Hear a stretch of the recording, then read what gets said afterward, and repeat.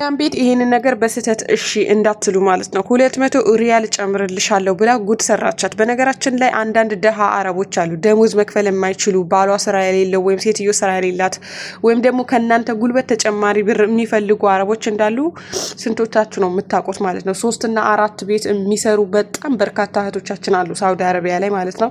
ይሄ ነገር ግን ህግ ካየው በጣም ወንጀል ነው። አረቦቹ ቅጣት ይደርስባቸዋል ማለት ነው። ግን እኛ ባለማወቃችንና እኛ እምቢ ማለት መጀመራችን ነው ይሄ ሁሉ ጉዳት የሚደርስብን።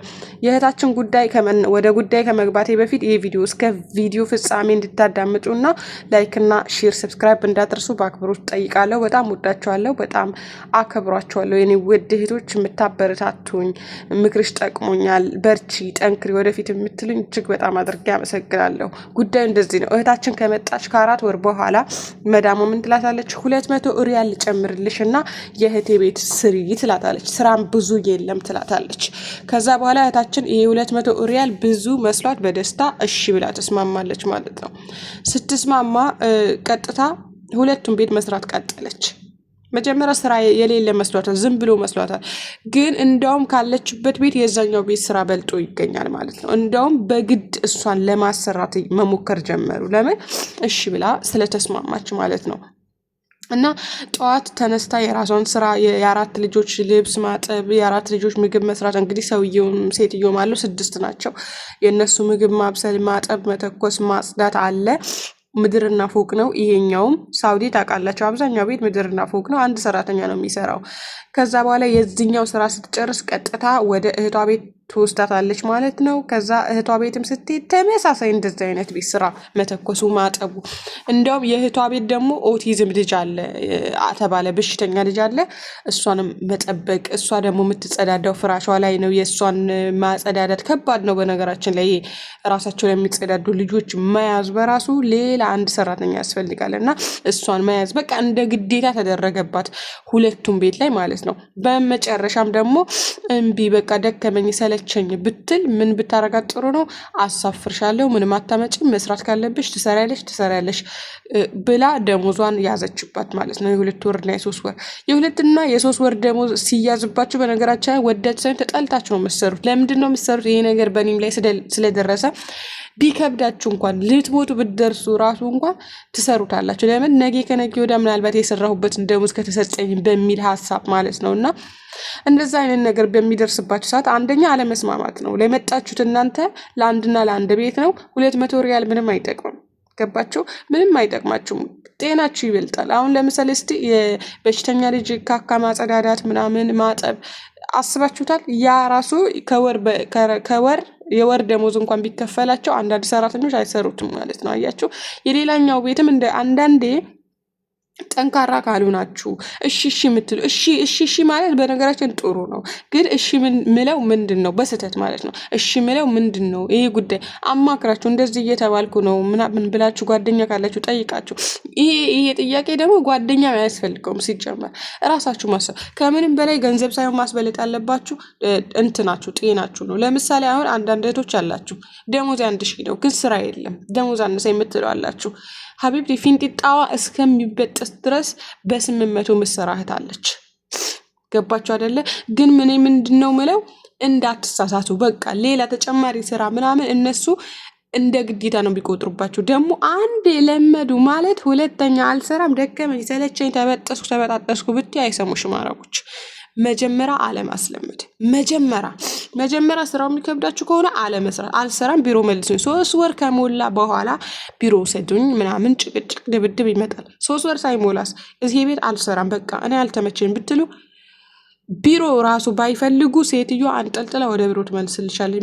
ምክንያቱም 6000 ሪያሏን ፎጭ አድርጋ ነው ከቢሮ ገዝታ ወደ ስራ ቦታ ያመጣችሽ ማለት ነው። ገባችሁ አይደለ?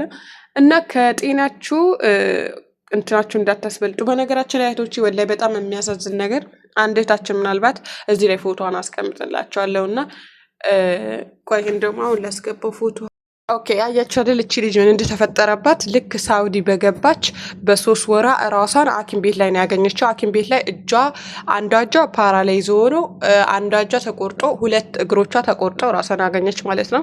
አልሐምዱሊላህ ረቢል ዓለሚን እኛ በጤና አለን። አላህዬን ማመስገን አለብን። ወላሂ አላህ ወጥቶ ከመቅረት ይሰውረን። አያችሁ እቺ ልጅ እንግዲህ ገንዘብ ለማግኘት ለመስራት ለመለወጥ ነው። ልክ የተፈጠረውን ነገር ልንገራችሁ ኤግዛክቱን። ልክ ሪፖርት ስትገባ እንትን በጣም አዞረኝ። ከኢትዮጵያ ዱባይ ከዱባይ ሳውዲ ነበረ የተሳፈሩት።